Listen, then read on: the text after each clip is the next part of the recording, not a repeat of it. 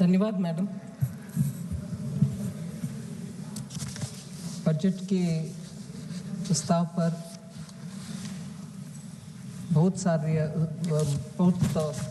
सारे members, honourable members बात किए हैं। उन सब के हर एक विषय के ऊपर क्लैरिफिकेशन देने से पहले थोड़ा बजट के विषय पहले सामने रखना चाह रही हूँ। Sir, madam, this budget is a budget which is prepared as the first budget in the second quarter of the 21st century. इसीलिए ये बजट 2026 से लेकर के 2050 तक का बहुत सारे विषयों को इसमें जोड़ता है। Then we are also starting the new 5-year cycle of the next Finance Commission, the 16th Finance Commission, which starts from 1st April 2026. And therefore, the estimates are largely on the recommendations of the Finance Commission. So I'm taking care of the next 5 years as per the recommendations. Then coming to 26-27, you're looking at 1 year's budget.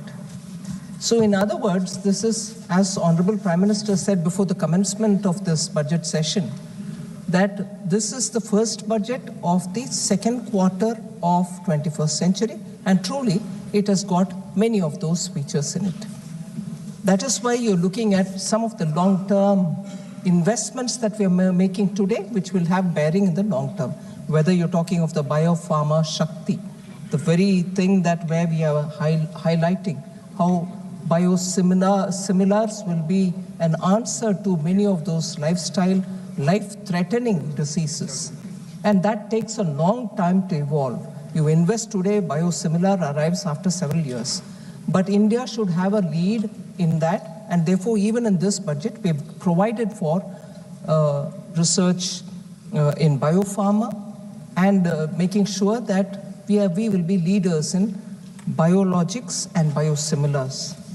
The same is the spirit which guided us when we said we need to have India's Semiconductor Mission 2.0, the second edition of it.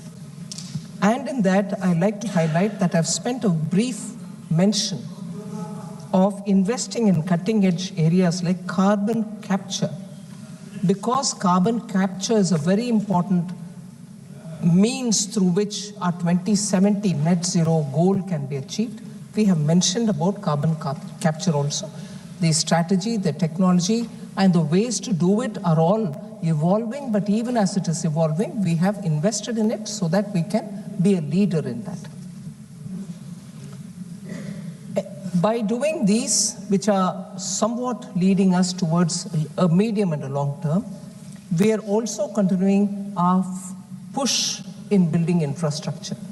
Now, it's not just roads, it's not just national highways, it's also looking at waterways so that the cost of logistics in this country can come down, and states which are very much in the hinterland, not connected to any seaport, will have the advantage of moving goods faster at a lesser cost. So we very clearly created freight corridors as part of the very exclusive land on the surface transport, but equally spending resources and planning for infrastructure through waterways, national high waterways.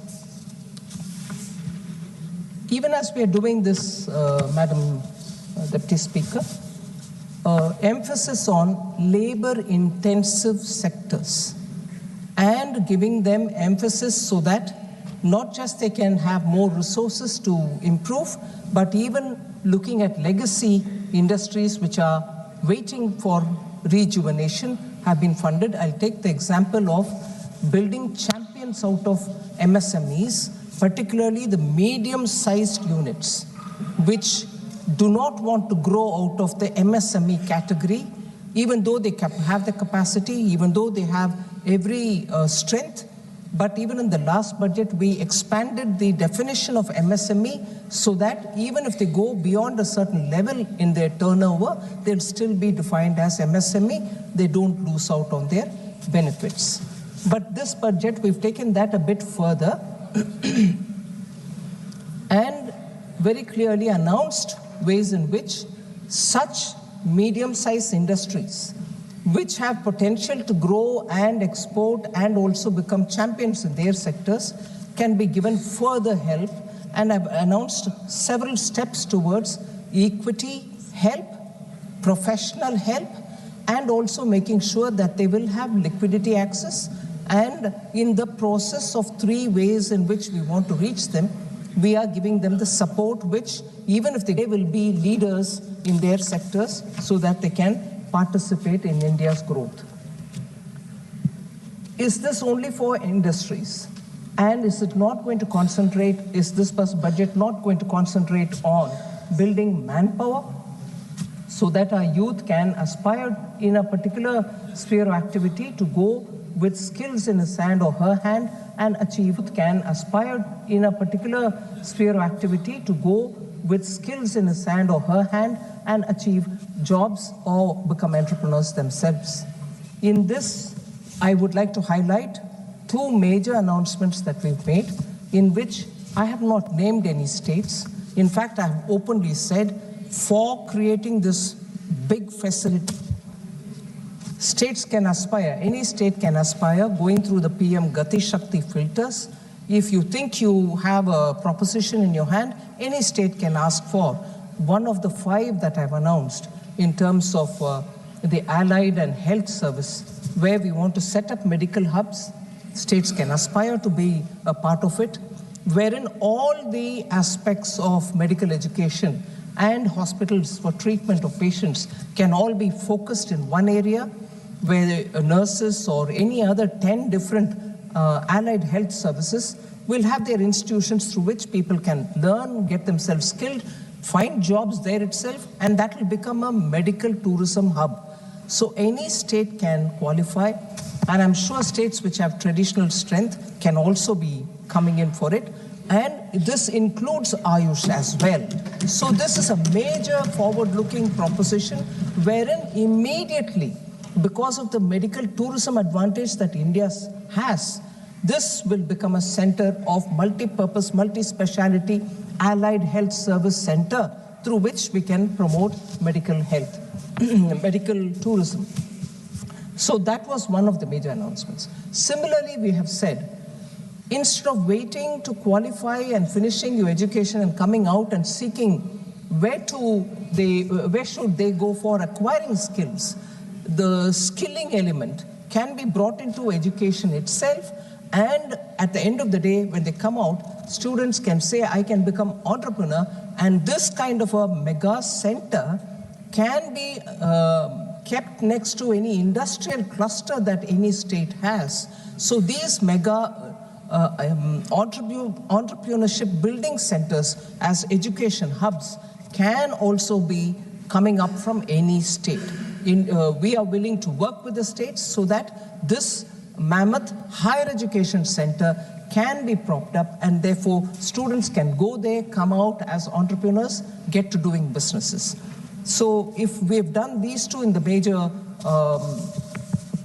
education-related activity, health-related activity, we've also openly said that mega textile parks, we are willing to work with states, particularly looking at industrial textiles, looking at textiles which are going to be new age, which are now becoming a part of manufacturing in industries, whether they manufacture a car, where the safety cushion which comes in is all completely made out of industrial textiles. So these kind of new age textile requirements can also be produced. So these are major announcements, and I welcome any state which wants to come into this area. The center is willing to work with them and promote it. If this is all being done at the level of youth and students and larger centers where jobs and education can go together, health and education can go together, health and providing services to patients who come from different parts of the world come together.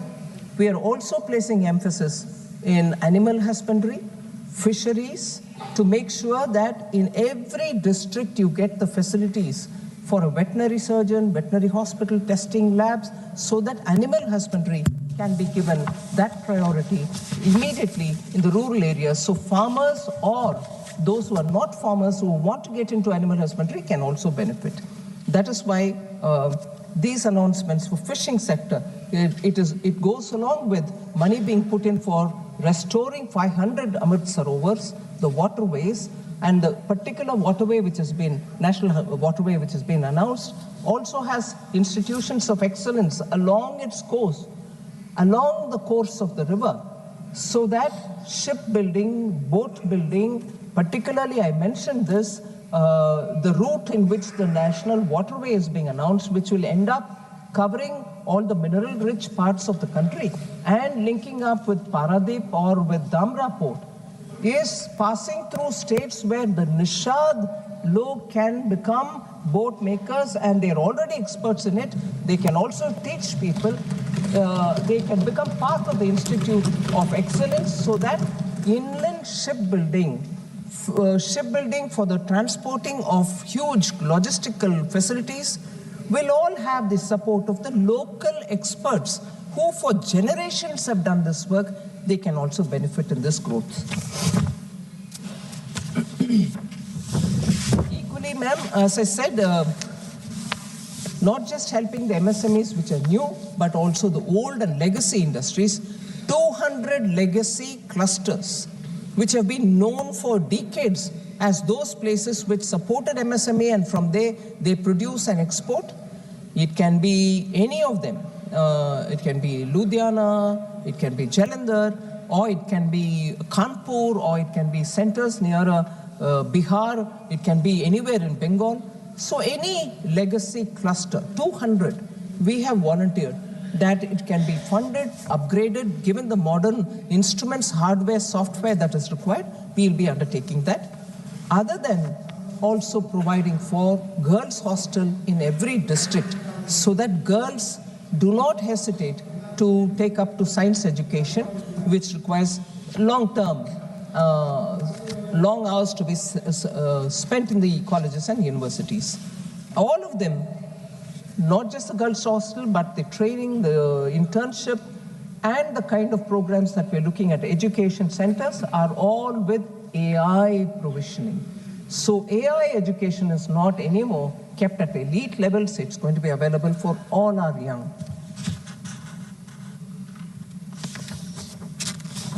So if I very quickly move to mention the numbers, madam. Gross tax receipts are at 44.04 lakh crore in this BE. It's about 8% more than what was in BE of RE of 25-26. 3.26 lakh crores more than the RE. And if I were to look at the total expenditure, madam, for 26-27, it's at 53.47 lakh crores, so much more than what we receive as tax receipts. The capital expenditure is at 12.22 lakh crores, which is 3.1% of GDP, and also 11.5% higher than the RE 25-26. Of this, I'm glad to say, on the recommendation of finance ministers from the states who met me before the budget preparation, which is a normal calendar event which before every budget I meet up with the state finance ministers, on their recommendation and accepting their recommendation, capital expenditure grant that we grant, call it loan without interest for 50 years, which eventually would be equivalent to a grant, has been increased on their request to 2 lakh crores under SASCI, and that is very much for their capital expenditure. Many states have actually shown that some of the signature projects of their states have been completed over the years since 2021, when we have been giving them SASCI, 50 years interest-free capital expenditure, money which goes to the states.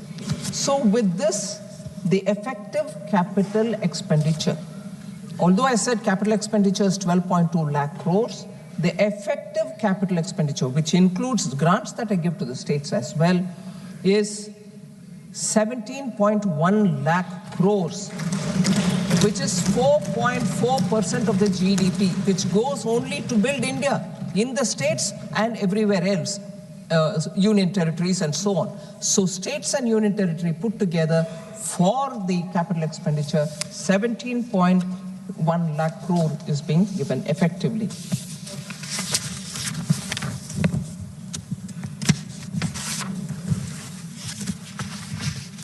I'm not spending too much time on the fiscal summary, madam. Fiscal deficit, as you know, for this coming year has been pegged at 4.3%.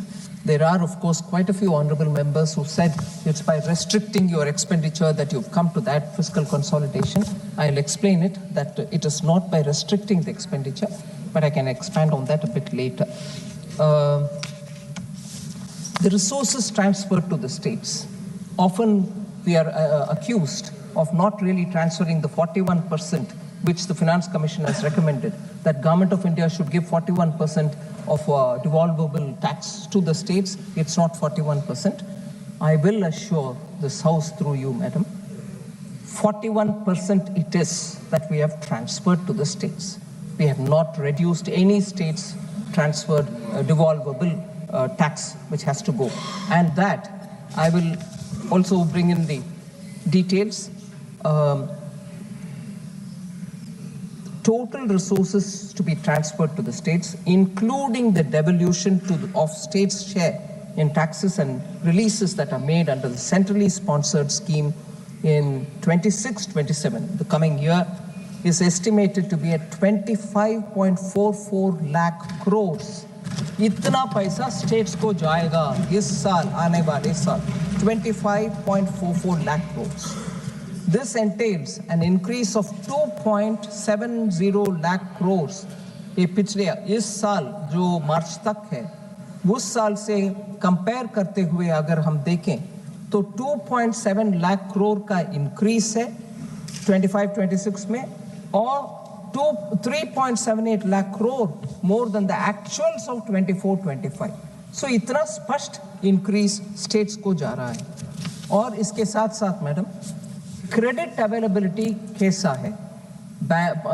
Industries काम करने के लिए, छोटे industries, छोटे उद्योगों के लिए total credit has actually expanded by 13.8% in the current financial year.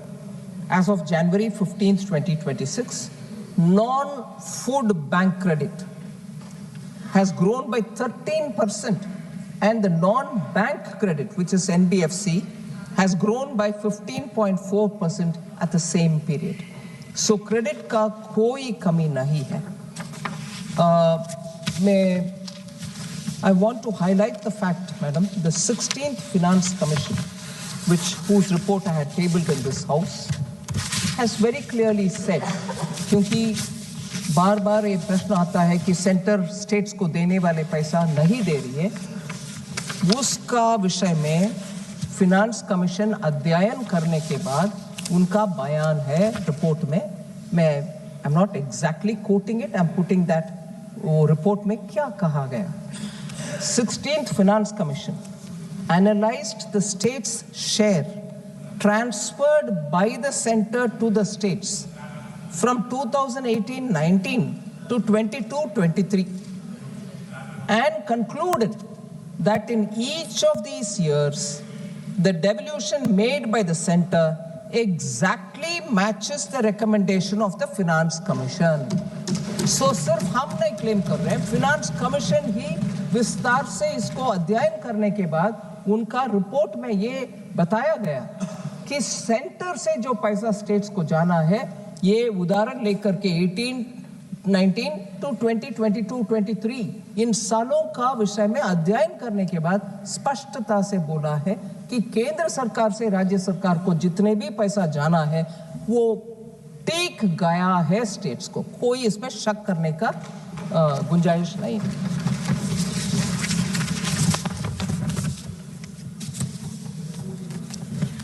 क्योंकि इस विषय में इतना स्पष्टता से मैं बात करना चाहती हूँ, थोड़ा सबको मालूम है फिर भी मैं याद दिलाना चाहती हूँ. ग्रॉस टैक्स रेवेन्यू मतलब टोटल टैक्स से जितना कलेक्ट होता है उसको ग्रॉस टैक्स रेवेन्यू कहा जाता है। वो सेसेस भी और सरचार्जेस भी उसमें शामिल होता है, वो अलग है। फिर कॉन्स्टिट्यूशन ये बताता है कि सीएजी के द्वारा ऑडिट करने के बाद नेट प्रोसीड्स क्या है, ये निर्णय करने वाले सीएजी है। नेट प्रोसीड मतलब ये ग्रॉस टैक्स रेवेन्यू जो अमाउंट है उससे सेस को हटा दो, सरचार्ज को हटा दो, उसके बाद जितनी भी है उसको डिविजिबल पूल कहते हैं, वो ही है नेट प्रोसीड। उससे हम 41% स्टेट्स को भेजा है कि नहीं भेजा है, उसका अध्ययन होना चाहिए, ना कि ग्रॉस टैक्स रेवेन्यू के ऊपर। ग्रॉस टैक्स रेवेन्यू में सेस भी है, सरचार्ज भी है। सो जब डांटना है केंद्र सरकार को, आप सेस भी कलेक्ट कर रही हो, सरचार्ज भी कलेक्ट कर रही हो, हाँ कलेक्ट कर रहे हैं, क्योंकि कॉन्स्टिट्यूशन में हमें प्रावधान है सेस कलेक्ट कर सकते हैं और सरचार्ज कलेक्ट कर सकते हैं कॉन्स्टिट्यूशन के मुताबिक।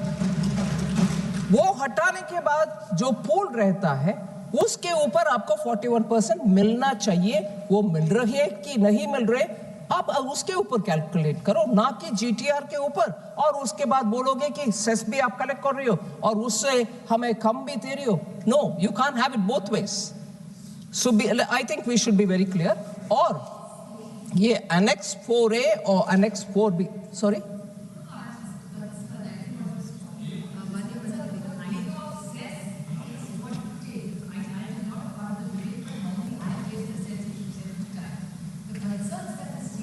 माननीय सदस्यगण, सभा की सहमति हो तो सभा की कार्रवाई माननीय वित्त मंत्री जी के भाषण की समाप्ति तक बढ़ा दी जाए। माननीय मंत्री जी, continue.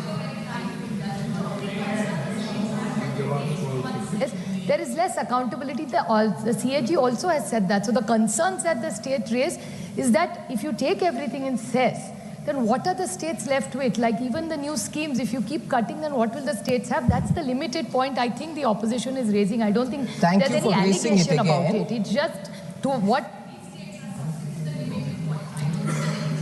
There's no suffering to the states even on that score, Madam Honorable Member. I'd like to explain that as well, and I will go into the detail with that as well. Cesses and surcharges, cesses particularly are collected for a particular purpose. Health cess, education cess, road cess, इन सब में जितने भी collect होते हैं वो हमारे काम में नहीं आता है, वो स्टेट्स को जाता है उस पर्पस के लिए। स्कूल बनाओ, एजुकेशन सेस, हेल्थ सेंटर में कुछ कमी है, मशीन्स खरीद लो, उसके लिए जाता है health cess. Road cess, road बनाने में जाता है, और जितना कलेक्शन हुआ उससे ज्यादा ही हम स्टेट्स को दे रहे, वो नंबर के साथ मैं अभी बताऊं। इसलिए सेंटर कलेक्ट करता है, ये नहीं है कि वो सेंटर ही उपयोग करता है।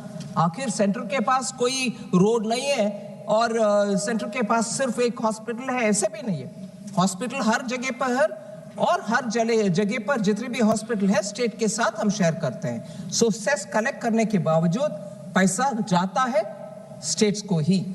सो ये I just want to explain that, and वो नंबर भी मैं देती हूँ। और रिसीट बजट में, क्योंकि ऑनरेबल मेंबर्स इस विषय में बहुत रुचि लेते हैं, ये बोलना चाहती हूँ। रिसीट बजट एक डॉक्यूमेंट है, बजट के समय बजट डॉक्यूमेंट के साथ वो भी आता है। उसमें Annex 4A और 4B देख लीजिए, उसमें CAG ऑडिटेड नंबर का बयान उसमें रहता है, आप देख सकते हैं। हम हमारे बजट को रिफॉर्म करने के रास्ते पे चलते एक नया रिसीट बजट में जोड़ा है, 4C। वो 4C भी ही हर साल आता है। उस 4C से आपको और क्लियरली डेटा मिलेगा कि कहाँ जा रहा है पैसा।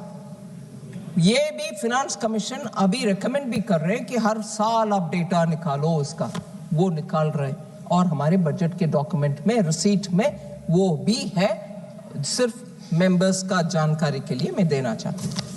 और इसमें से मैं शुरू कर रही हूँ ऑनरेबल मेंबर्स का questions. Honorable N.K. Premchandran ji had asked related to this. आप अभी टारगेट डेट टू जीडीपी में जा रही हो विदाउट अमेंडिंग द एफआरबीएम, ये प्रश्न था उनका। मैं उनको कहना चाह रही हूँ, डेट टू जीडीपी रेशियो ये नया टारगेट कुछ नहीं।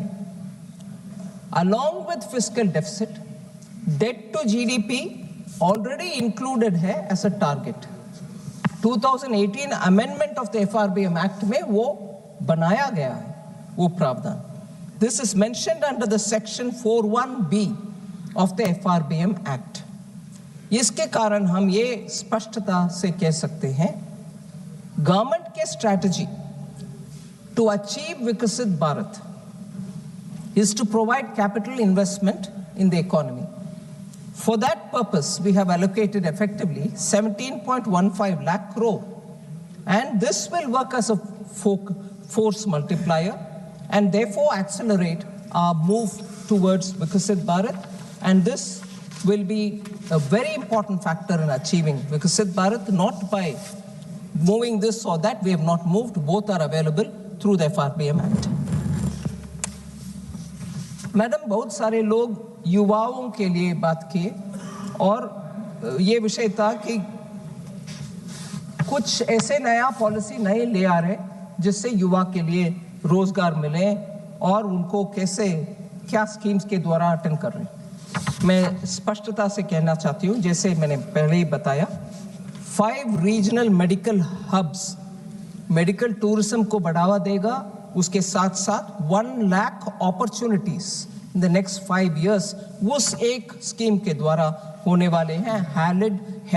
एलाइड हेल्थ प्रोफेशनल्स के उस बड़ा स्कीम के द्वारा। फिर 5 new industrial to textile sector to leather sector major parks जो बना रहे हैं, उसमें भी हम मानते हैं नया उद्योग और जॉब्स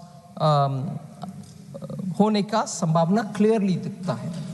एल्डरली केयर के लिए हमारी केयर इकोसिस्टम को बढ़ावा देने के लिए 1.5 लाख केयर गिवर्स को हम तैयार कर रहे हैं इस साल विद स्किल्स, जो कि वो wellness, yoga and assistive device operation सब कर पाएंगे। इसीलिए सीधा ये 1.5 लाख लोगों को इस साल ही अपॉर्चुनिटीज जॉब के नाते मिलेगा। इसके अलावा loan linked capital subsidy scheme for veterinary professionals to be available as veterinary professionals, गांवों में वेटनरी प्रोफेशनल के रोल में काम करने के लिए 20,000 से ज्यादा लोग को इसमें तुरंत इस साल ही अपॉर्चुनिटीज क्रिएट होगा, उनको जॉब्स मिलेगा।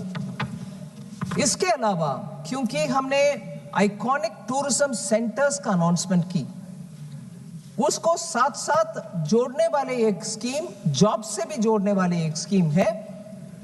10,000 टूरिस्ट गाइड्स को हम तैयार करेंगे इसी साल।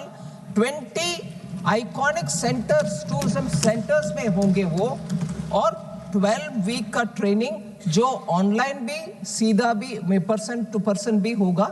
इससे ट्रेन्ड टूरिस्ट गाइड्स ये आइकॉनिक सेंटर्स में अपने रोजगार बढ़ावा कर सकते हैं। श्री मार्ट्स, ये भी अनाउंसमेंट हुआ है। एसएचजी ग्रुप्स के द्वारा, सेल्फ हेल्प ग्रुप्स के द्वारा महिलाओं को बहुत सारे प्रोत्साहन मिलता है, उनको कॉर्पस मिलता है, उनके छोटे छोटे बिजनेसेस कराने के लिए मदद मिलता है।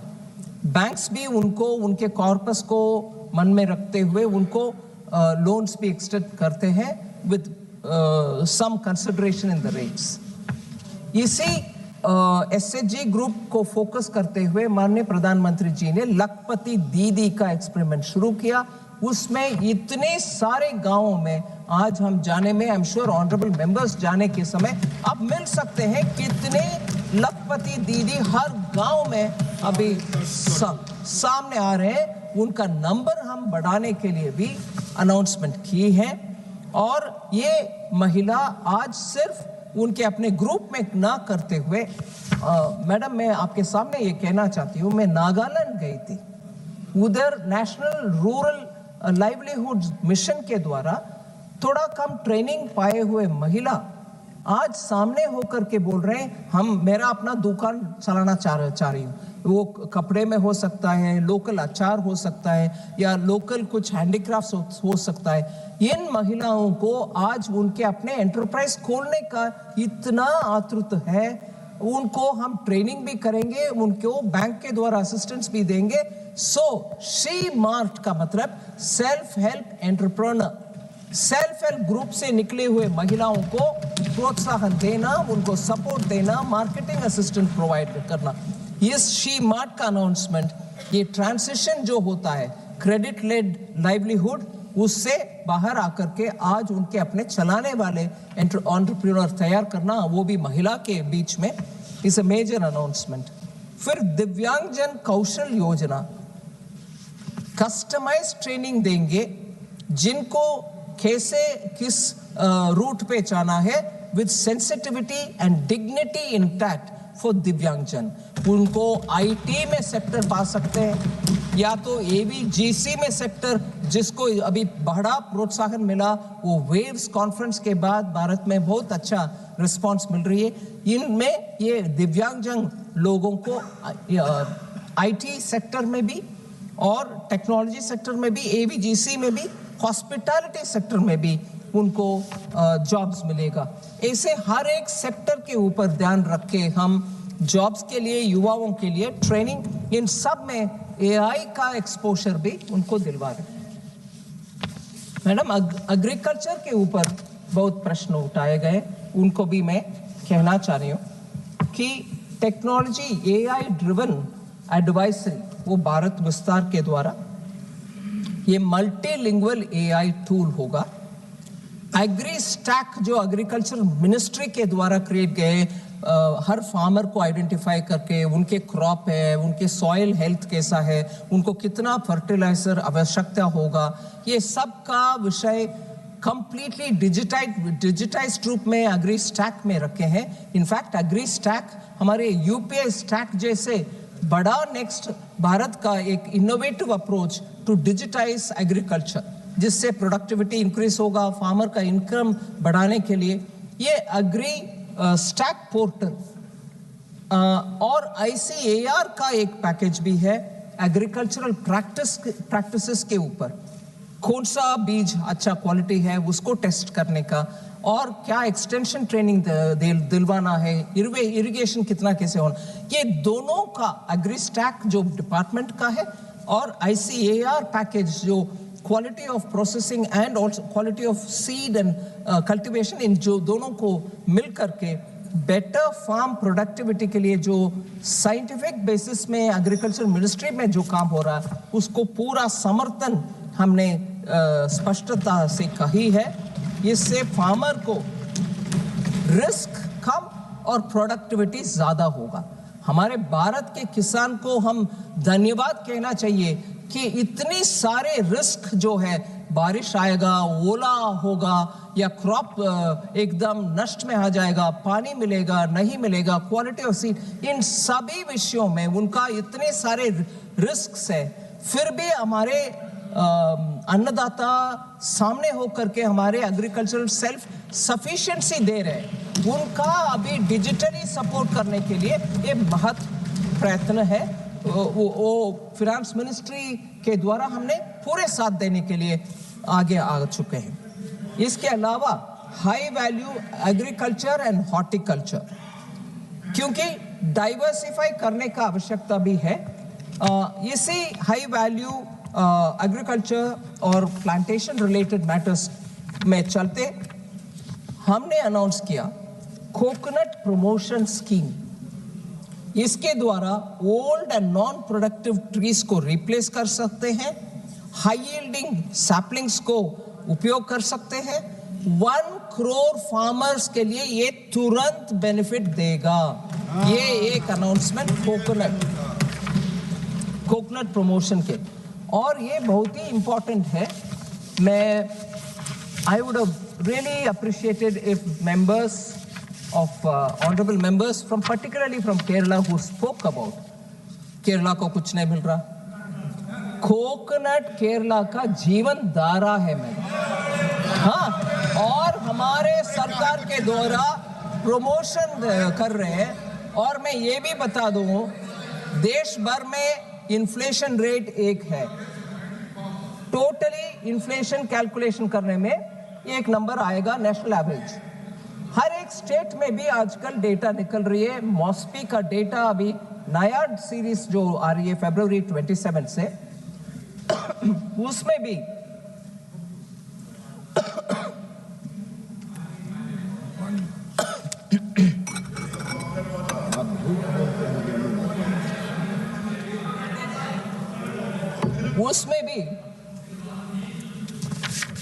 स्टेट्स का इन्फ्लेशन डेटा देते हैं।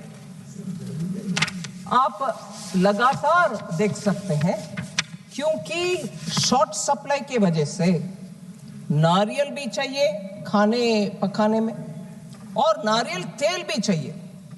केरला के इन्फ्लेशन नंबर सिर्फ कोकोनट के किल्लत के कारण उनके इन्फ्लेशन में असर पड़ता है। भारत सरकार अभी केरल के और कोकोनट ग्रोइंग हर स्टेट में ये प्रमोशन स्कीम के द्वारा कोकोनट सप्लाई भी अच्छा रहे, कोकोनट ऑयल भी हमारे देश में खूब प्रोड्यूस हो, जिसमें स्टेट्स जो ज्यादातर कोकोनट को उपयोग करते हैं उनको डायरेक्टली बेनिफिट मिलेगा। सो फार्मर 1 करोड़ बेनिफिट करेंगे तो कंज्यूमर भी अच्छा कोकोनट मार्केट में आने में ये सुविधा मिलेगा। और आई एम ग्लैड केरल को कंज्यूमर को भी बेनिफिट मिलेगा। फिर कोकोनट ग्रोइंग बाकी स्टेट्स का भी इससे असर। दूसरा, एनके प्रेमचंद्रन जी हर साल मिलते थे मेरे से कि हमारे कैशू ग्रोवर्स के लिए कुछ करो। बाकी ऑनरेबल मेंबर्स भी मिलते थे, कुछ करो हमारे कैशू। इससे ज्यादा कॉम्प्रिहेंसिव अप्रोच लेकर के कैशू सेल्फ सफिशिएंसी हो भारत देश में, कैशू एक्सपोर्ट हो भारत देश से, कैशू का वैल्यू एडिशन हो जाओ भारत देश में ही। ऐसे कॉम्प्रिहेंसिव कैशू के लिए टोटल पैकेज, और उसका ज्यादातर I would think 70% beneficiary are in Kerala, all right, also in Karnataka, Andhra Pradesh. Our honourable member from Kakinada spoke about it this morning. So Maharashtra, Goa, completely cashew industry last few years had their own difficulties. मगर इस scheme के द्वारा हमने cashew को complete support दे रहे हैं। सो इन states में थोड़ा एक्टिवली होकर के सामने आकर इसका पूरे भरपूर उपयोग करना चाहिए इस स्कीम को।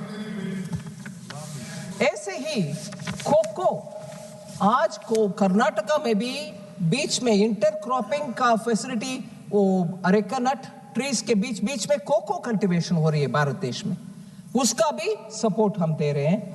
ऐसे ही हमारे हिमालयन हिली स्टेट्स में पाइन नट का, वॉलनट्स का, आमंड्स का प्रोत्साहन इस स्कीम के द्वारा मिलेगा। और नॉर्थ ईस्ट में पर्टिकुलरली त्रिपुरा एंड असम, ये अगरवुड उधर होता है, उसको लाइक साम्रानी, the frankincense, they use it for making agarbattis.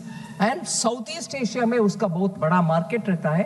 Tripura में मुझे मालूम है बहुत बड़ा वन, अगर के वन, हमारे बीजेपी सरकार आने के तुरंत बाद उधर बहुत बड़ा इनिशिएटिव हुआ करता था, वो भी इसमें से बेनिफिट होगा। लास्टली, केरला और कर्नाटका, सैंडलवुड का बेनिफिट अब तक कोई सरकार ने उसके ऊपर बात नहीं किया। मोदी जी ने उसमें डायरेक्ट मुझे आदेश दिया। भारत का कल्चर से जुड़े हुए सैंडलवुड हमारे पूजा में, हमारे घरों में रखते हैं और सैंडलवुड को सेक्रेड मानते हैं हम। उसका कल्टीवेशन ही कम हो रहा है। मुझे सुनने में आया और डेटा भी मैंने देखा, ऑस्ट्रेलिया में आज बड़ा सा सैंडलवुड का वन वो लोग तैयार कर रहे हैं। भारत को पुनः सैंडलवुड का प्रामुख्यता समझ करके हम उसको प्रोत्साहन देना चाहते हैं। I am grateful honourable prime minister came and said, you are from the south, don't you know that you are losing all the sandalwood forest. इसका अभी मुझे ये भी मालूम है आंध्रा में नेल्लूर डिस्ट्रिक्ट में शायद एक व्यक्ति पिछले 25-30 इयर्स से सैंडलवुड कल्टीवेट कर रहा है, मगर वो घर उनका वन में नहीं है, ऑर्डिनरी लैंड में उन्होंने सैंडलवुड कल्टीवेट किया। मगर कानून ऐसे है वो सैंडलवुड इन द फॉरेस्ट जैसे ही उसको भी हम देखते हैं काटना नहीं है, उसको कुछ करना नहीं है, मगर बड़ा हो गया ये किसान तो उनके अपने व्यक्तिगत अनुभव के साथ उसको बढ़ाया, मगर we are not able to do anything. So कानून जब रेस्ट्रिक्टिव हो जाता है, ऐसे बड़ा बड़ा जो भारत देश का संपत्ति माना जाना चाहिए, ऐसे सैंडलवुड का भी हम इस बार प्रोत्साहन दे रहे हैं। I am sure Kerala, Karnataka and states can benefit out of it. मत्स्य पालन के ऊपर 1 मिनट लेती हूं क्योंकि बहुत सारे मेंबर्स उसके ऊपर भी बात किए।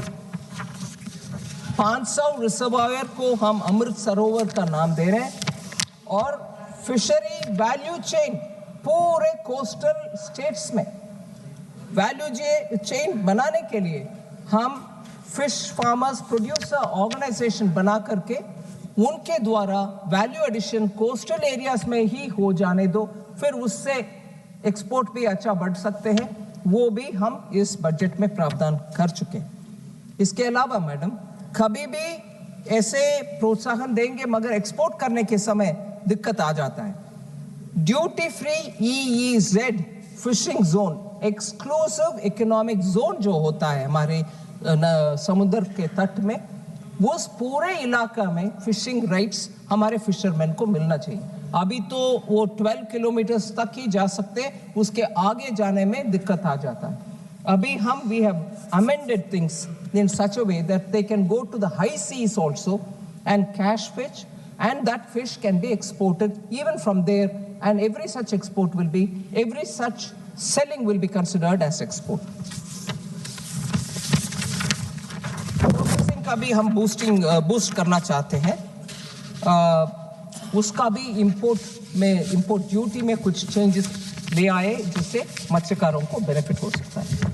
एनिमल हस्बेंड्री मैंने ऑलरेडी रेफर कर चुकी हूँ, ज़्यादा उसमें और एक्सपैंड करना नहीं है, मगर लाइफ स्टॉक सेक्टर के लिए कैलकुलेशन जब हम करते हैं सेंट्रल एक्साइज ड्यूटी का बायोगैस ब्लेंडेड CNG के ऊपर एक्साइज ड्यूटी जो लगाते हैं, the entire value chain biogas value chain को हम एक्सक्लूड कर रहे हैं, उसके ऊपर कोई एक्साइज ड्यूटी नहीं होगा, जिससे सीधा किसान का बेनिफिट मिलेगा।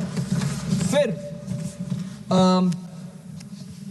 कोऑपरेटिव सेक्टर में बहुत सारे फार्मर्स काम करते हैं, उसको भी इस बजट में टैक्स में राहत दिलाए हैं, क्योंकि वो कैटल फीड उत्पादन करके उनके अपने कोऑपरेटिव सोसाइटी में देते हैं, उसके ऊपर कोई टैक्स नहीं लगेगा।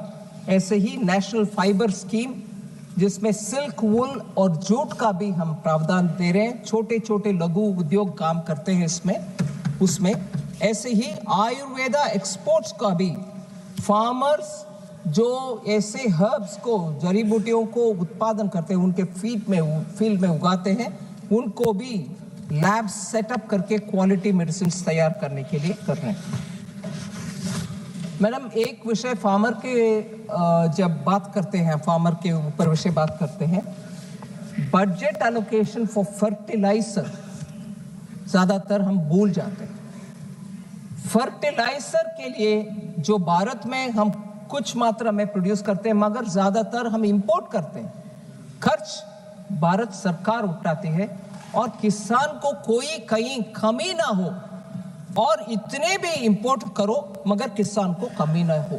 उसके कारण मैडम हमारे बजटरी एलोकेशन इस बार 1.71 लाख करोड़ है इंपोर्ट ऑफ फर्टिलाइजर्स के लिए, और डिपार्टमेंट ऑफ फर्टिलाइजर ने हमारे लिए ये सेफगार्ड करने के लिए इतना एलोकेशन कर दो ऐसे डिमांड किया, हमने पूरे उसको तुरंत मंजूरी भी दे दी है, जिससे फार्मर्स को कोई शॉर्टेज ना हो। और यूरिया सब्सिडी इंटरनेशनल मार्केट का दाम के अनुसार भी कम ज़्यादा होते हैं जी, मगर आखिर किसान को किल्लत नहीं होने देंगे हम। ये अमाउंट बार बार दिखाने में नहीं है। आप ये बात बताओ किल्लत हुआ कि नहीं हुआ? कोई किल्लत नहीं है, कोई किल्लत नहीं है। स्टेट गवर्नमेंट जाकर के जो होर्डिंग करके बैठ रहा या प्लाईवुड इंडस्ट्री को भेज रहा, वो एक्शन लेना चाहिए। नहीं, बिल्कुल नहीं। माननीय मंत्री प्लीज। और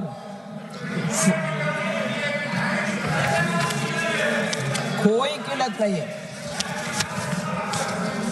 फिर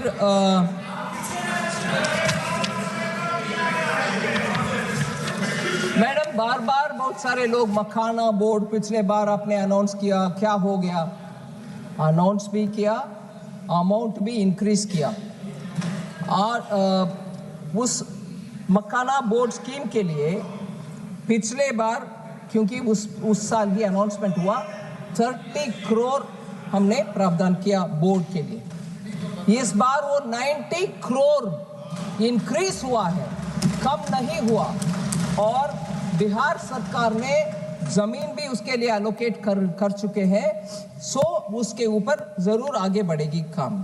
फिर कोई ऑनरेबल मेंबर ने हमसे पूछा कॉटन टेक्नोलॉजी मिशन और मिशन फॉर पल्सेस और mission for vegetables and fruits, क्या हो गया उसका?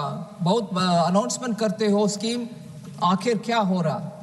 ये तीनों को हमने मर्ज कर चुके हैं और सेंट्रली स्पॉन्सर्ड स्कीम का नाम अभी कृषि उन्नति योजना।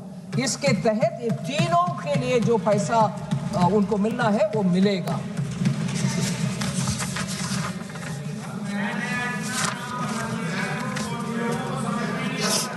समझ में नहीं आएगा मैडम। माननीय अखिलेश जी बात करने के समय, you have a rubber board, don't you? Haven't you got a rubber board in Kerala for years? What are you saying about rubber now? Akhilesh Yadav ji ने बात करने के समय बोले no bullet train for UP. एक एक करके मैं आती हूँ, बहुत सारे विषय बोले। क्या मैं जवाब देती हूँ आपको, don't worry, you will get an answer. ये कब तक का विषय पूछने से पहले आपकी इंडी अलायंस का विषय सोच लेना। उसको देर करने वाले कौन है? पूछ लो, यूबीटी से पूछ लो, जमीन क्यों देर से दिया, उसके वजह से कॉस्ट क्यों बढ़ाया। आपके अलायंस पार्टनर, उनसे पूछो भाई, ना कि मेरे से। लैंड समय पर दिए होते अब तक बुलेट ट्रेन चलता होता। लैंड नहीं दिया और जानबूझ करके मुंबई का नुकसान किया, मुंबई का नुकसान करवाया। मैडम, यूपी को बुलेट ट्रेन नहीं है वगैरह, सच नहीं है madam. 2 high-speed train corridors go through UP. First of all, Delhi से Varanasi first Vande Bharat express UP को ही गए, और उसमें कानपुर और प्रयागराज जोड़कर वो गए। सो दिल्ली वाराणसी और वाराणसी से सिलीगुड़ी तक ये हाई स्पीड ट्रेन यूपी से ही निकलता है, ठीक है। सो बैठिए। इसके अलावा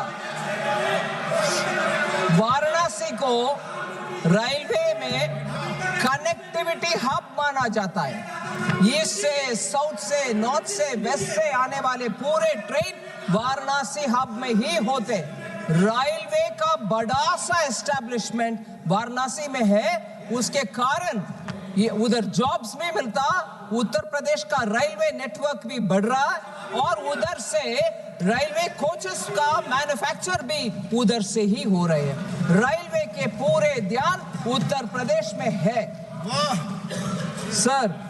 और बजट का विषय में बोल रही हूँ, average annual railway budget 18 fold increase हुआ है उत्तर प्रदेश में।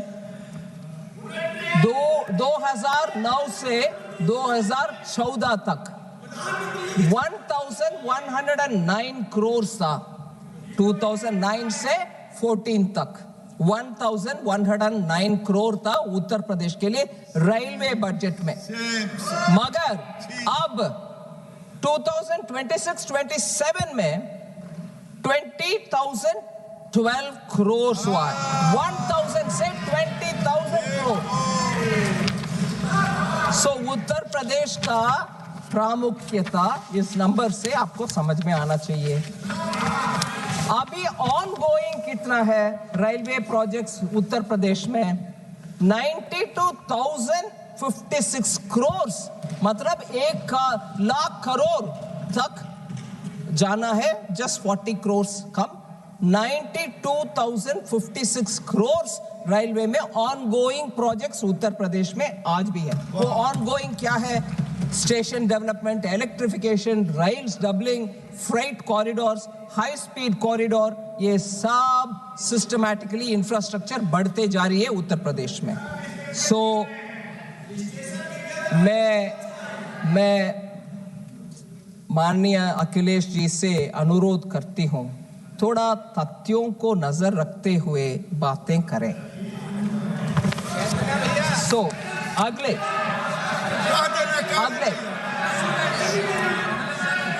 Professor Saugata Roy, West Bengal does not find a mention in the budget. बोलते हैं वेस्ट बंगाल बजट में एक बार भी मेंशन नहीं हुआ। ये डेलिबरेटली पता नहीं क्यों मिस इन्फॉर्मेशन करना चाहते हैं।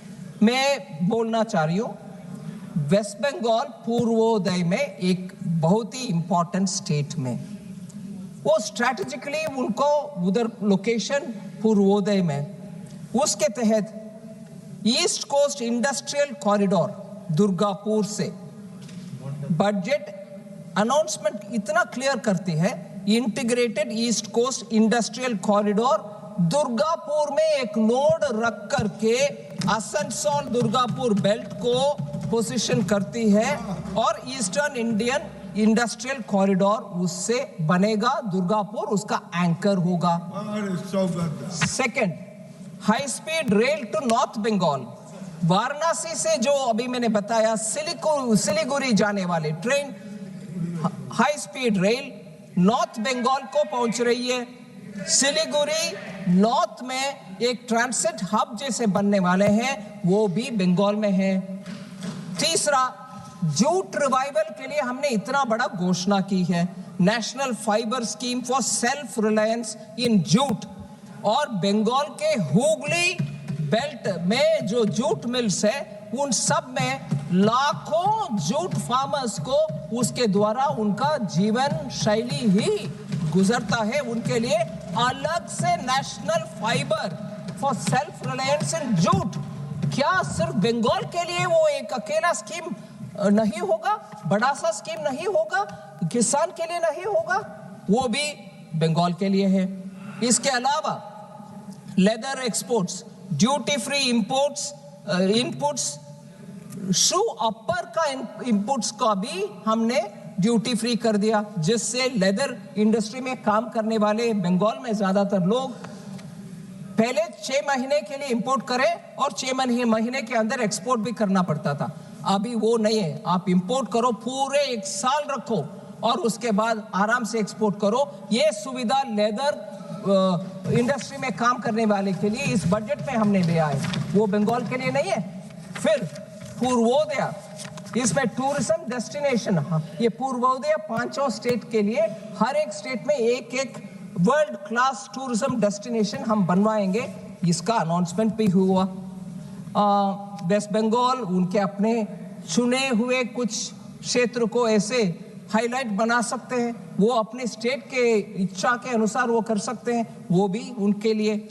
ऐसे ही जंगल महल एरिया में जो बीड़ी बनाने के लिए तेंदू लीफ निकालते हैं फॉरेस्ट से, उस टेंडू लीफ के ऊपर TCS हम कलेक्ट करते थे, उसको 5% से 2% को कम करवाया इस बजट में। उसके बेनिफिट सीधा बंकुरा, पुरुलिया और मिदनापुर में जो काम करते हैं, फॉरेस्ट में जाकर के टेंडू पत्ता ले आकर के बीड़ी वर्कर को देते हैं, उनको सीधा मिलेगा। ये सब बंगाल के लिए नहीं है क्या? बंगाल का मेंशन नहीं हुआ, ऐसे आरोप लगा रहे, वो गलत आरोप है। फिर और मैं ये कहना चाह रही हूं, हमने केमिकल पार्क का अनाउंसमेंट किया और वो केमिकल पार्क को चैलेंज मोड में ले आने के लिए क्या बंगाल अपने साहस दिखा नहीं सकते कि जहां उनका हल्दिया पेट्रोकेमिकल यूनिट के बगल में केमिकल पार्क अगर बनना चाहते हैं, हमने तो 3 केमिकल पार्क अनाउंस किए बिना स्टेट का नाम लेते हुए। बंगाल सामने आने दो, केमिकल पार्क बनने के लिए वो भी सेंटर के साथ काम करें। बंगाल के जनता के हित में ये कर नहीं सकते हैं, मगर ना, बंगाल के लिए कुछ नहीं दिया। फिर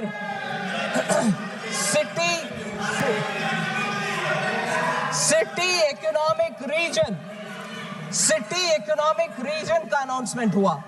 इसमें हम बोल रहे हैं, आप उदाहरण के लिए मैं बोल रही हूं, मैंने नाम नहीं लिया, कोई भी स्टेट आ सकते हैं सामने। हर साल अगले 5 साल के लिए हर साल 1000 करोड़ देंगे एक सिटी का इकोनॉमिक रीजन बनाने के लिए। क्यों? कोलकाता, हावड़ा, आसनसोल, दुर्गापुर उसमें शामिल हो सकते हैं। 5000 करोड़ लोग 5 साल के लिए। कौन रोक रहा भाई आपको? नहीं, हम गुस्से में हर बार सुप्रीम कोर्ट तक जाएंगे, सेंट्रल गवर्नमेंट हमारे खिलाफ है और डांट खाएंगे उधर, सुप्रीम कोर्ट में डांट खाओगे, मगर एक्सेप्ट नहीं करोगे, सेंटर आपको हेल्प कर रहा है। ये सिटी इकोनॉमिक रीजन क्यों नहीं कर सकते? नहीं, हम सब हाथ में दे, फिर भी केंद्र सरकार के ऊपर डांट पड़ते होना चाहिए। ये शर्मनाक कॉन्डक्ट मुझे लगता है। बार बार केंद्र सरकार के ऊपर फेडरलिज्म का लेक्चर देने वाले बंगाल, आइए सामने आइए, इसमें प्रपोज करिए, ले लीजिए। और लास्ट में madam, national institute of design जो अहमदाबाद में है, देश में और एक नहीं है, उनका आउटपोस्ट ही है, उनका एक्सटेंशन है। नया नेशनल इंस्टीट्यूट ऑफ डिजाइन हम बनाने के लिए घोषणा कर चुके हैं, वो पूर्वोदय में होगा। इसमें भी बंगाल आ सकते हैं सामने, हमें भी दे दो, आओ ले आओ। बंगाल के हित में अगर चाहते हैं, सामने आओ, ले लो। बीजेपी आएगी बंगाल में,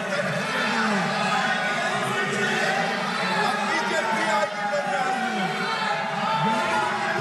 मैडम, एक और विषय मैंने बहुत ही ध्यान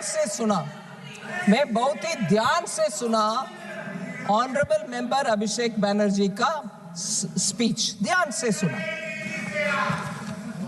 अभिषेक बैनर्जी का स्पीच मैंने ध्यान से सुना, मगर मुझे दुख लग रहा है कि इस सदन में आकर के सदन के हर मेंबर को मालूम है, ऐसे जानकारी को तोड़ मडोड़ करके अनट्रूथ, एकदम गलत बयान। जीएसटी, अब सुन लो भैया, सुन लो, जीएसटी इतना क्या बोलते हैं, चमकदार और वेरी अट्रैक्टिव वे में वो बोलते हैं। एक बंदा अगर जन्म से टैक्स पे करता है, जन्म लेते हुए ही दूध के ऊपर टैक्स है, डायपर के ऊपर टैक्स है, फिर स्कूल में जाता है नोटबुक के ऊपर टैक्स है, फिर हॉस्पिटल में जाता है उसमें टैक्स है।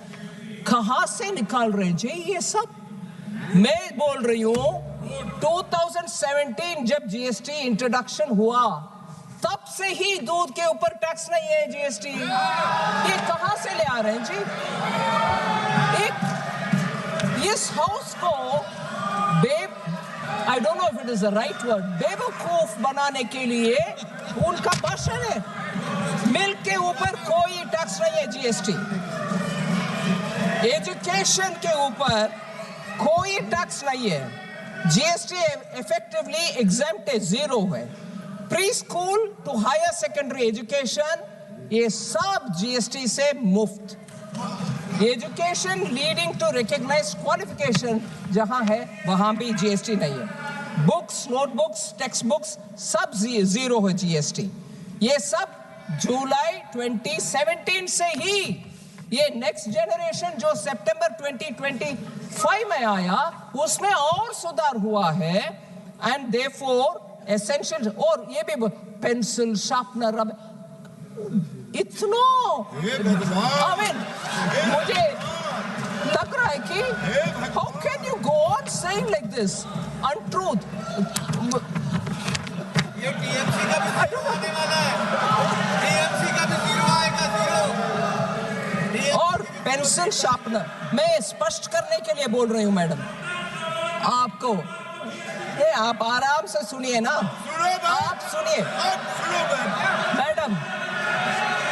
Pencil, sharpener, eraser, exercise book, notebooks, maps सब जीरो है। सो ये कहां से निकल कर डेटा ले आ रहे पता नहीं।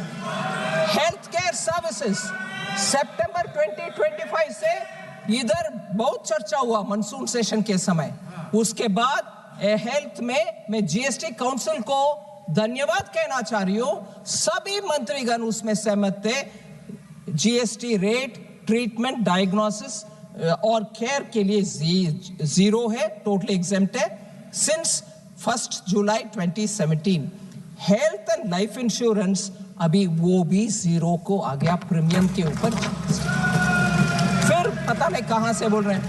फिर मुझे बहुत ही दुख लगा, और ये विषय हम सबको दुखदायक बनाने वाले विषय, और इसमें एक बार नहीं दो बार नहीं मैडम, मैडम आप शांति से बैठो। Madam, honourable chair, honourable member Abhishek Banerjee ने 2 बार एक विषय जिक्र किया, मुझे बहुत दुख लगा। हम सबको दुख लगेगा। आदमी मरने के बाद भी जीएसटी है, अगरबत्ती चलाना हो तो भी जीएसटी है। ये बयान उनसे मैंने सुना और मुझे बहुत दुख लग रहा। जीएसटी फ्यूनरल सर्विसेज के ऊपर कभी नहीं था, जीरो। ये कट मनी का बात कर रहे हैं, बंगाल में लेते हैं। हाँ मैडम, मुझे माननीय मेंबर गिरिराज सिंह जी का बयान अभी उचित लग रहा है। शायद बंगाल में कट मनी सिंडिकेट ले रहा होगा डेथ के ऊपर, उसके कारण वो बोल रहे हैं वो जीएसटी है। वो जीएसटी नहीं, टीएमसी का कट सिंडिकेट, टीएमसी का सिंडिकेट ले रहा है।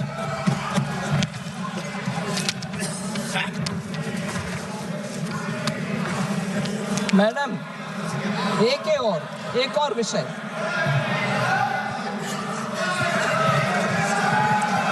हर विषय में don't worry, I will say that equally I will say, state government में रोड लेवीज लगाते हैं बंगाल में, और न्यू व्हीकल रजिस्ट्रेशन के समय लगाते हैं। अगर बंगाल के नागरिक के ऊपर इतना उनके मन में पीड़ा है कि जीएसटी लेके जा रहे हैं सब में, वो स्टेट लेवल टैक्स क्यों लगाना है? बंगाल के जनता के लिए मुफ्त दे दो, वो नहीं करते हैं। मगर जीएसटी से पैसा भी आना चाहिए, दोष भी लगाना चाहिए।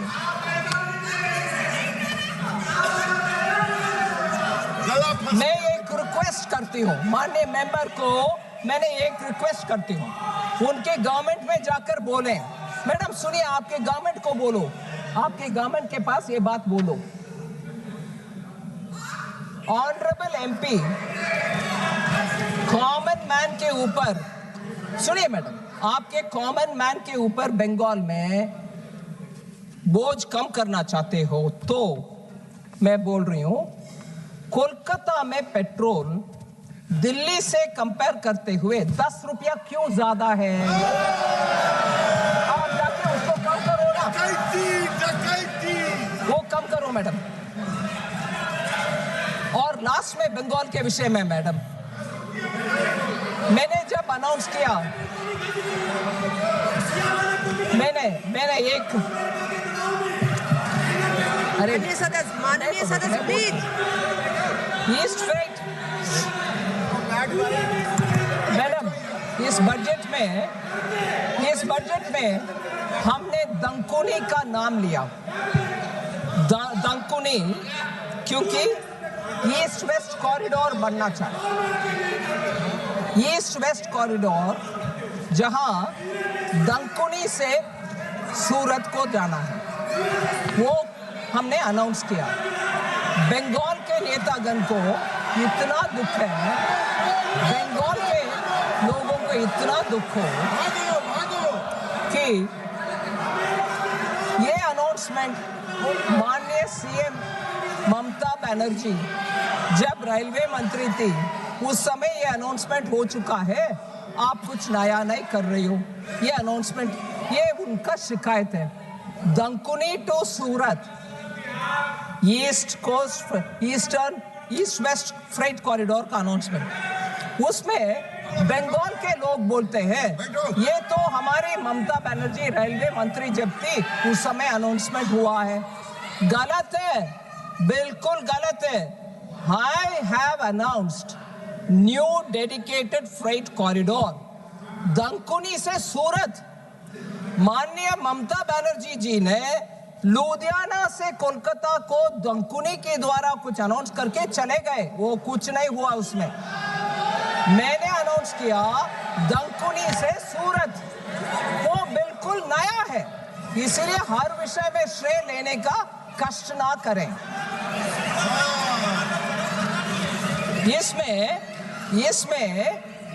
इसमें एक विषय में हाउस के ध्यान ले आना चाह रही हूं।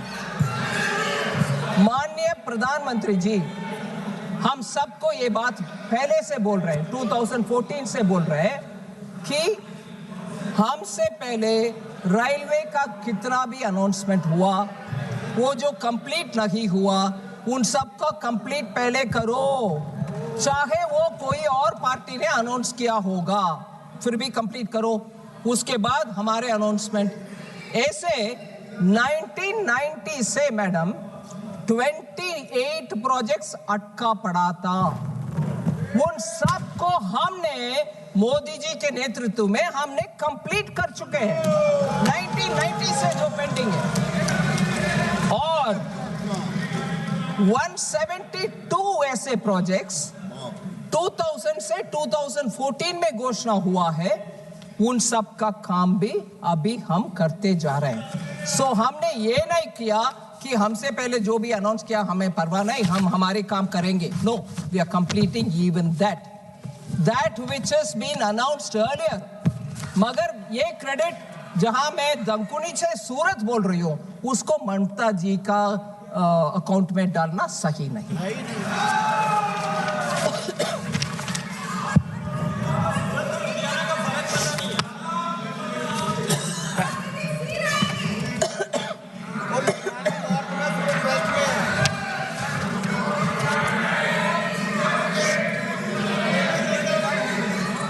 एक और बात माननीय अभिषेक बनर्जी का विषय में, वो बोले हैं हम आई कम फ्रॉम अ भारत करके बहुत सारे विषय बोले। मैं हर एक विषय के ऊपर नहीं कमेंट करना चाहती हूँ, मगर एक लाइन था बहुत ही सुई जैसे, like sharp needle. Survival is becoming luxury, और ऐसे कुछ शब्द उपयोग किए। Survival is actually becoming a दिक्कत। मैं बोलना चाह रही हूँ मैडम, पर्टिकुलरली वो महिला, उनका कॉन्टेक्स्ट होता। अक्टूबर 2025 में MBBS स्टूडेंट ओडिशा से जो बंगाल में पढ़ रही थी दुर्गापुर में, उनका गैंग रेप हुआ। फिर लीगल प्रोसेस के द्वारा वो झगड़ा करके फरवरी 2026 तक आई। फिर अक्टूबर 2025 में ऑनरेबल चीफ मिनिस्टर पब्लिकली बोल रहे 2025 में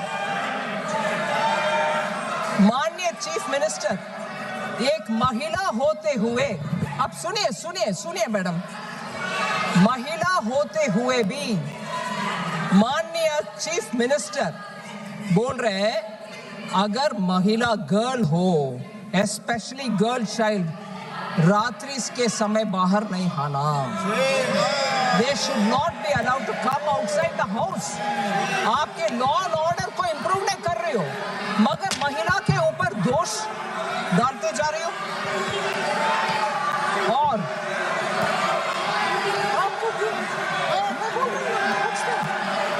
He said it. कोलकाता में ही 24 he spoke at that time. Where were you at that time? Sir, if a friend rapes you, कौन क्या कर सकता है? एक बयान हमारा मेंबर ऑफ पार्लियामेंट ने बता रहे कोलकाता के रेप के ऊपर। What can be done if a friend rapes you? महिला के सुरक्षा के विषय में अभिषेक बैनर्जी जी बता रहे हमारे स्टेट से कानून बनाया, उसको गवर्नर को भेजे, गवर्नर राष्ट्रपति को भेजे, हमें क्लियरेंस नहीं मिल रहा। स्टेट का हालात ये है और कानून क्लियर नहीं हो रहा। कानून से सब कुछ हो जाएगा। कालीगंज में जून 2025 में बॉम्ब ब्लास्ट में एक बच्ची मारा गया, टीएमसी लीडर उसको अरेस्ट भी हुआ। मेदिनीपुर में टीएमसी लीडर का अरेस्ट हुआ बॉम्ब के वजह से। बंगाल में बॉम्ब चलता है, कानून नहीं चलता। और लास्ट में मैं बता रहा हूं, एनसीआरबी का data, national crime research bureau का डेटा, कन्विक्शन रेट क्राइम का, इसमें 35 रैंक में है, 36 स्टेट्स का लिस्ट में 35th रैंक में है बंगाल। और हमारे ऊपर शिकायत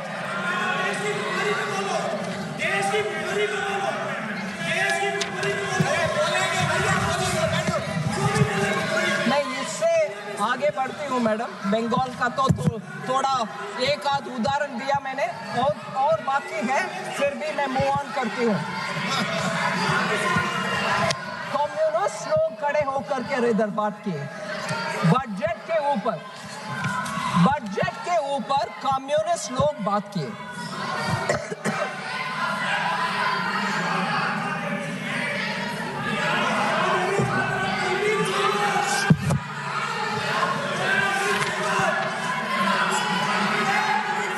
हमें कुछ भी नहीं मिलता, केरल में कुछ नहीं मिलता। कम्युनिस्ट लोग जहां भी सरकार में थे मैडम, उधर के आर्थिक व्यवस्था इतना नीचे चले जाता है, कोई इन्वेस्टमेंट जाता नहीं है उधर। केरल में एक इंडस्ट्री ग्रुप 3500 करोड़ का इन्वेस्टमेंट को उधर से हटाया और चले गए दूसरे में। इंडस्ट्री को अट्रैक्ट करने के लिए हर एक स्टेट मेहनत करती है, मगर हम देख रहे हैं कम्युनिस्ट लोग का उनके अपने समय पर कोई उनका करते नहीं है इंडस्ट्री बिल्डअप करने के लिए। ठीक है, so gross capital formation decline हो रही है केरल में और बंगाल में और तमिलनाडु में। कोऑपरेटिव सोसाइटी जिसके द्वारा बहुत सारे बिजनेस होता है, उसमें भी सीपीएम के कारण बहुत सारे cooperative society 399 cooperative cooperative societies fraud declare हो चुके हैं केरला में। 125 पॉलिटिकल मर्डर्स हुआ है। 30 killings happened during the current CM's time. Kerala के विषय बोल रही हूँ। I am talking about Kerala. Go hear it. Vulnerable sections, madam, जो ट्राइबल लोग होते हैं, SC लोग होते हैं, highest IPC crime rate in India of 661 per lakh population, according to NCRB data, is from Kerala.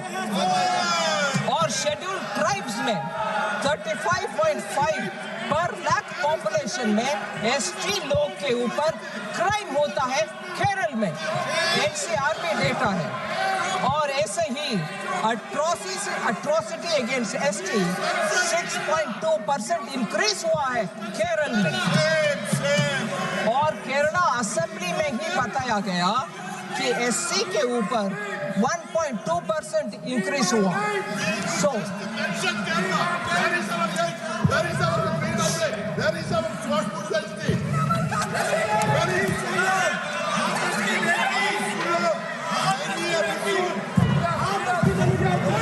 Ma'am, माननीय leader of the opposition Shri Rahul Gandhi ji बहुत सारे विषय बातें की। अभी सुनना चाहिए।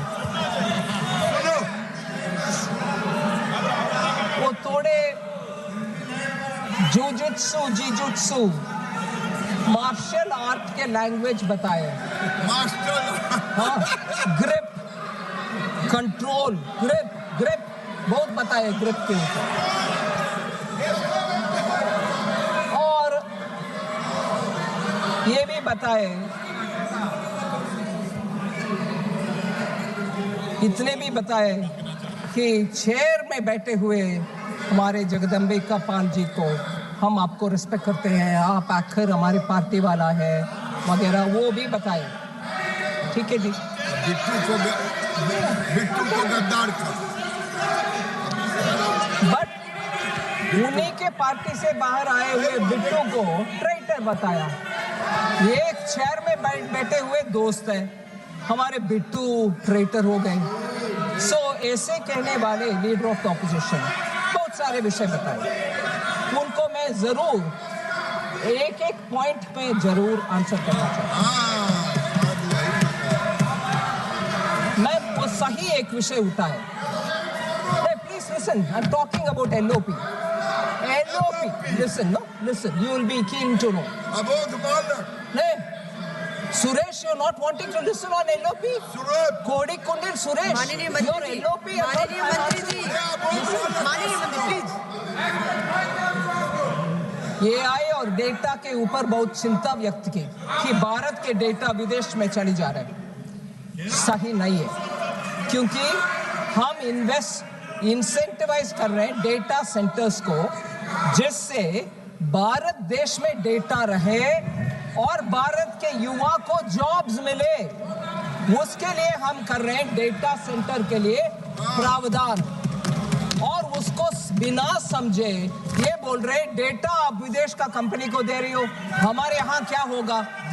हमारे यहाँ इंसेंटिवाइज कर रहे हैं इसीलिए कि डेटा सेंटर भारत में रहे, डेटा भारत में रहे और डेटा हमारे युवाओं को मैनेज करने के लिए हमारे हाथ में रहे। ये एक विषय है। दूसरा,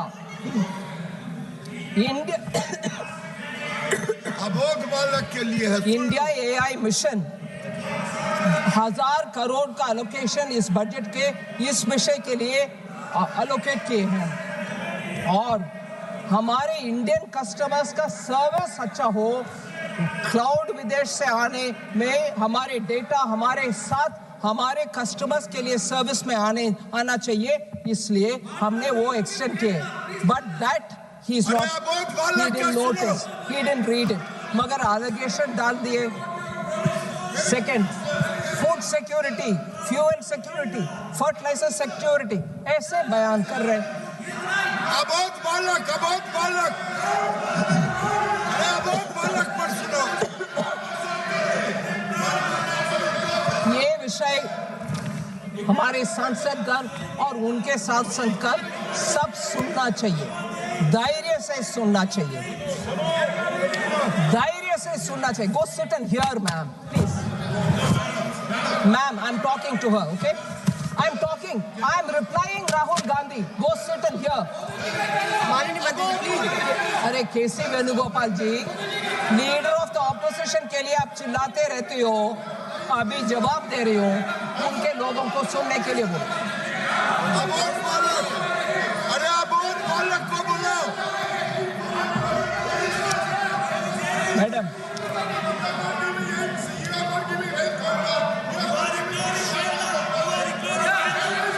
फूड सिक्योरिटी वैल्यू एडिशन के ऊपर बात कर रहे हैं. I want to tell him, total food subsidy के लिए 2.27 लाख करोड़ बजट में एलोकेशन हुआ है फूड सिक्योरिटी के लिए, और 80 करोड़ लोगों को अभी भी हम जारी रख रहे हैं फ्री फूड. फिर मिनिस्ट्री ऑफ फूड प्रोसेसिंग के द्वारा इंडस्ट्री सेटअप करने के लिए बजट में 4064 करोड़ फूड प्रोसेसिंग इंडस्ट्री के लिए. PM formalisation of micro food processing enterprises के विषय में स्कीम के लिए पैसा 4000 करोड़ से ज्यादा एलोकेट हो रहा है. फिर हाई वैल्यू एग्रीकल्चर, उसके लिए 350 करोड़ अनाउंस किया है, वो जो कोकोनट वगैरह मैंने एक्सपेंड किया. फूड इन्फ्लेशन सबसे लोअर रेट में है, जबकि यूपीए के समय फूड इन्फ्लेशन डबल डिजिट में था, 10%, 11%. अभी तो वो नीचे आकर के 2% से कम है फूड इन्फ्लेशन. फिर वो बहुत बड़ा बयान दिया, geopolitics, energy, weaponisation of finance, इन सब के ऊपर बोले कि इतने सारे चैलेंजेस है, बजट ब्लड. ये भी बोल रहे हैं कि हमारे बजट उसको एक्नॉलेज करता है, मगर बजट में इतने सारे हैं उसको पढ़ा नहीं है. क्या क्या है मैडम? इकोनॉमिक स्टेबलाइजेशन फंड जो 50,000 crore, economic stabilisation fund 50,000 crore का अनाउंसमेंट हुआ है. अनएंटिसिपेटेड, अनएक्सपेक्टेड अगर चैलेंज होता है उस पैसा को उपयोग कर सकते. ये 25-26 में ही अनाउंस हो चुका है, वो पैसा है, उनको उसका ध्यान नहीं है. Technology security fund 9,800 crore to counter weaponisation of technology and finance हमने अलॉट कर चुके हैं, वो उसको भी उनका जानकारी नहीं है, पढ़ा नहीं है. अबोध बालक. एनर्जी सिक्योरिटी, रेयर अर्थ के लिए भारत तैयार रहना चाहिए, माइक्रोचिप्स हम बनाना चाहिए. इसके ऊपर इतना चिंता व्यक्त करने वाले लीडर ऑफ द ऑपोजिशन ये भी पढ़ा नहीं है कि एनर्जी सिक्योरिटी के लिए हमने critical to insulate India from weaponization of energy matters. The budget pushes for autonomy in critical minerals. Customs duty का exemption हुआ. न्यूक्लियर पावर के लिए 2,500 करोड़ अलॉट हुआ, and national green hydrogen mission के लिए 600 करोड़ अलॉट हुआ. बजट को पढ़ा नहीं है, आ गए हमारे लीडर ऑफ द ऑपोजिशन बात करने के लिए. फिर बजट में ये भी कहा कि SEZ मैन्युफैक्चरिंग यूनिट्स इम्पैक्ट हुआ है ये टैरिफ वगैरह के कारण, उनको डोमेस्टिक एरिया में सेल करने के लिए हमने प्रावधान किया, कस्टम्स ड्यूटी को छूट दिया, सो दैट वो यूनिट्स बच पाएंगे. फिर कॉम्पिटिटिवनेस इंक्रीज करने के लिए, ट्रस्ट बेस्ड गवर्नेंस ले आने के लिए कस्टम्स में इतने प्रावधान किए. फिर सपोर्ट करने के लिए MSME और आर्टिसान्स को 10 lakh value cap on courier export, courier के द्वारा जो एक्सपोर्ट होता है उसको भी हमने कैप हटा दिया, जिससे हमारे छोटे छोटे उद्योग बाहर एक्सपोर्ट करने में सुविधा हो. फिर ये क्लियरेंस करने के लिए डिजिटल एक ही प्लेटफॉर्म बनाया, जिससे इंपोर्ट भी एक्सपोर्ट भी एक ही विंडो के द्वारा हो सकते हैं। ये कुछ नहीं पड़ा, आ गए हमें लेक्चर करने के लिए हमारे देश का इनसिक्योरिटी, ये सब है बजट में, पड़ा कि नहीं है? फिर ये जरूर सुनना चाहिए, कांग्रेस के लोग इसको सुनने में क्षमता रखना चाहिए। They should have the strength to listen to this. Bharat को सेल कर रहे, भारत फार्मर को सेल कर रहे, मोदी जी सरेंडर कर दिया। मोदी जी किसी देश का हित का विषय में सामने खड़े होकर के बात करेंगे, देश के हित में काम करेंगे, मगर देश को बेचने वाले कौन है? Who has sold? I tell you who has sold. 2013 में वर्ल्ड ट्रेड ऑर्गेनाइजेशन WTO में जाकर के बाली में कांग्रेस ने एक समझौता करके आए। वो दो ही विषय था, ट्रेड फैसिलिटेशन एक था, दूसरा विषय public stock holding of grains था।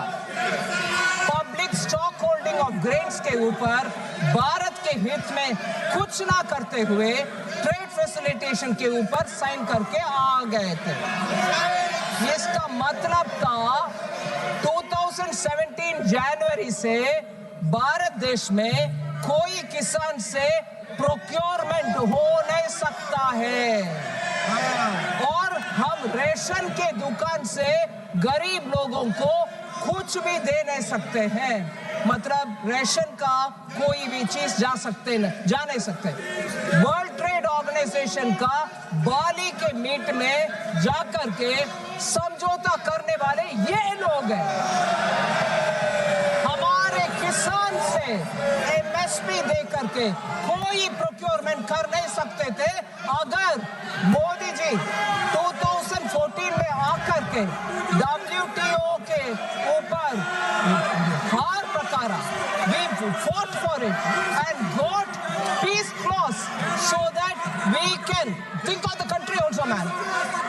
This country 2017 से PDS डिस्ट्रीब्यूशन कर नहीं सकते थे, गरीब को रेशन दे नहीं सकते थे, देश को, गरीब को, किसान को बेचने वाले ये लोग हैं।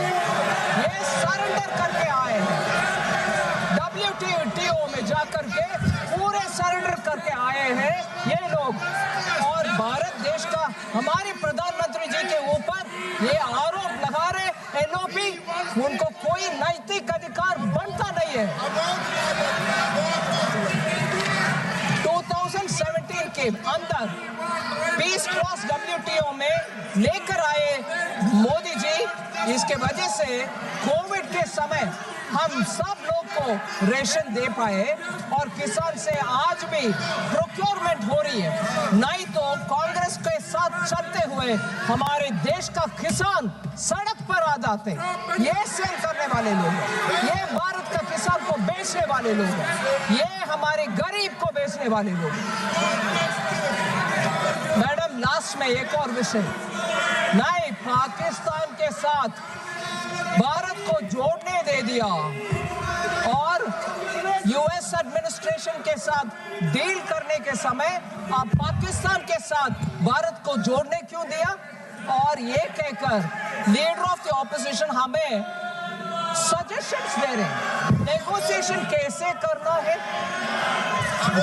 किसान को, गरीब को सेल कर दिया 2013 में, और उससे पहले 2009 में शर्म एल शेख में जाकर के भारत और पाकिस्तान को जोड़कर हाइफेनेट कर और टेररिज्म से ताल्लुक नहीं है, हम पाकिस्तान के साथ समझौता करेंगे, बात भी करेंगे करने वाले डॉक्टर मनमोहन सिंह, ये कांग्रेस वाले पाकिस्तान से इंडिया को जोड़ करके we will talk with Pakistan, और टेररिज्म से लिंक नहीं है कहने वाले ये कांग्रेस वाले आज आकर के हमें एडवाइस दे रहे नेगोशिएशन कैसे करना है। सेल करने वाले आप लोग हैं। को भी, गरीब को भी, इस देश को भी पाकिस्तान से जोड़ने वाले आप लोग हैं। चिल्ला चिल्ला के मेरे आवाज को बंद नहीं कर सकते। ये पूरे देश सुनेगा, ये पूरे देश सुनेगा। आप आकर के इधर हमें एडवाइस दे रही हो। यस, किरण रिजिजू ने सही कहा, भारत को बेचने वाले कोई माय की लाडला अभी तक जन्म नहीं हुआ, मोदी जी कभी नहीं करेंगे।